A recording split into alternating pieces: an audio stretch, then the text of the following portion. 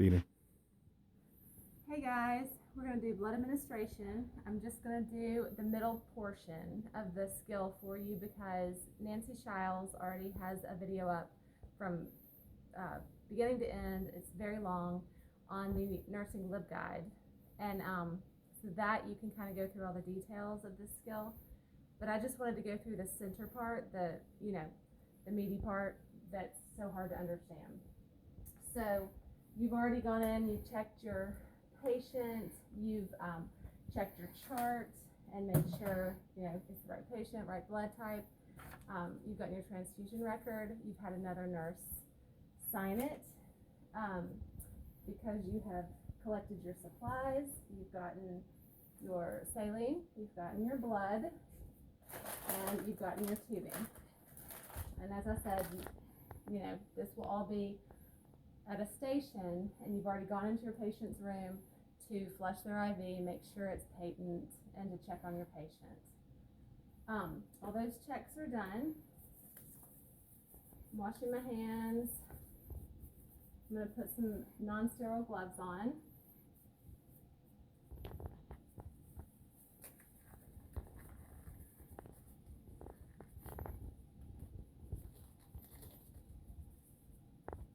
Okay. So basically wanted to show you all how to spike the blood. You've got your tubing. It'll come in a box like this. You've got 2 roller clamps right here, and what you want to do is make sure that they are both closed. So you roll them both down, because when you spike, you don't want saline or blood running through. And I just kind of keep it right here. You can spike either one first. Usually I spike my saline first.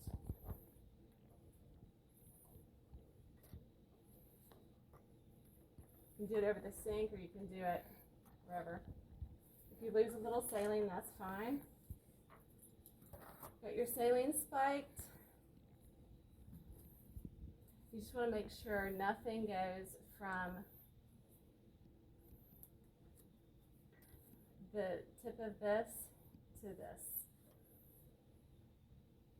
Or no, you don't touch anything that can contaminate that. Okay, so you got your blood spiked, you got your saline spiked, and at that point is when I like to both of the roller clamps are clamped shut.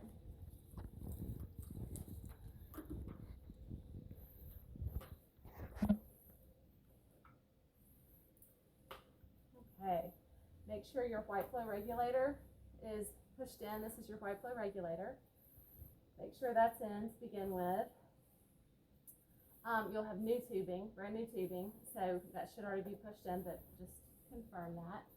You're going to unclamp first your saline, and you're going to fill up the chamber with your saline. This is your drip chamber. Most of you have done this, and it says to the top of the filter. If you get it almost to the top of the filter, that's fine.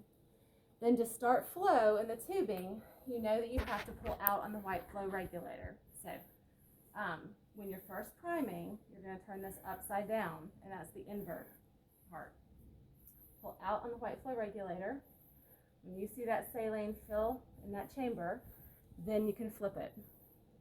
And that ensures no air bubbles in the chamber. You can kind of have this over the sink if you want. My cap is still on the end. If you are not getting flow, you can always try to take that cap off and hold it over the sink, and then you can get flow that way. Okay, so I pushed in the white flow regulator to stop the flow of the saline, because the saline is almost to the end, and we use the saline in the beginning just to prime the tubing to make sure nothing is wrong with the tubing. We'll clamp up our saline. We will unclamp the blood, and now we'll prime the blood. And I always prime it before putting it into the pump, so that we don't waste time once we hook it to the patient. And so this time you just pull out on the white flow regulator, and you can see your blood dripping.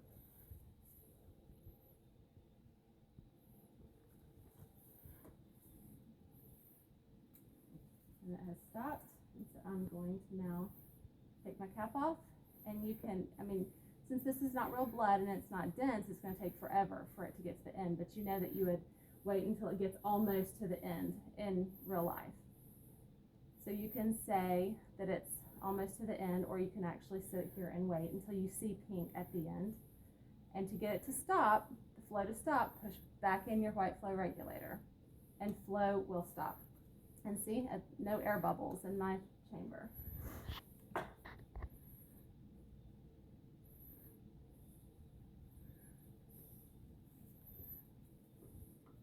And you put it in. Now, on your checkoff, at this point, you go into the patient's room, you clean their IV site with an alcohol prep, and you hook them to the blood. And you can, flush with saline again if you want to. But I like to do it to where I go ahead and I program it in the med room, and then I will take it into the patient's room. So to program it, and then of course, you would take your gloves off and you would wash your hands, and then put more gloves on to reconnect it to the patient.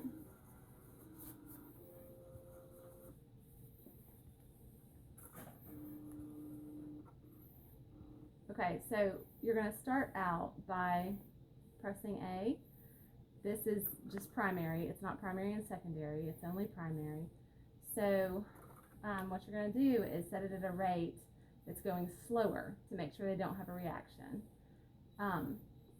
And as your sheet says, it's 50 milliliters an hour for 15 minutes. Okay, at that point in time, you take this into your patient's room, you wash your hands, you put on new non-sterile gloves, you can flush them again, you clean their port, flush them again, and you hook this to your patient. And you do a set of vital signs. Before you start, you have done a set of vital signs. Either you do them then or you have done them earlier. You really want to do them earlier when you first assess your patient.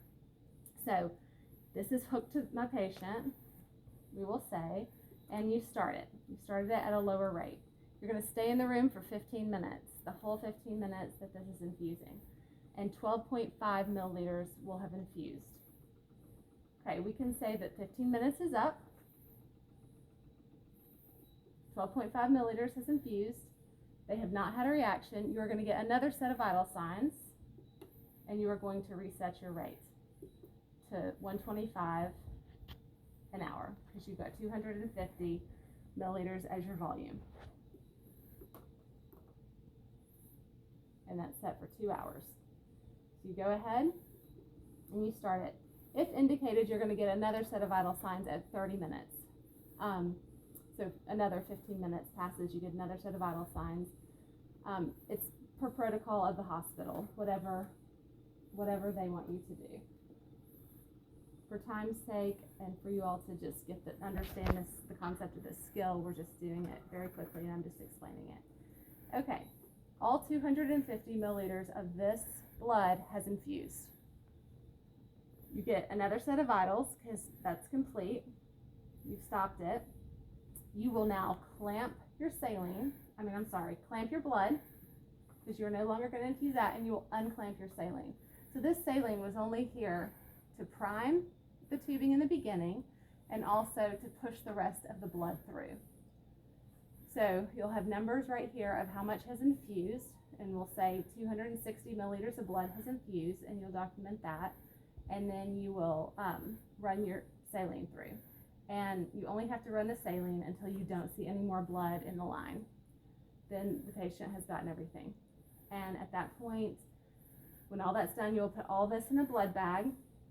When it's gone, you will detach from their line, and you will clean it again, and you will flush saline through their line, and then you will do all your documenting and everything else.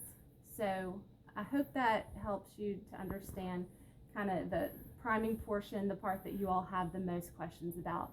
And otherwise, watch Nancy Shiles' video as well. I know it's older, but it's good explanation. So, thank you.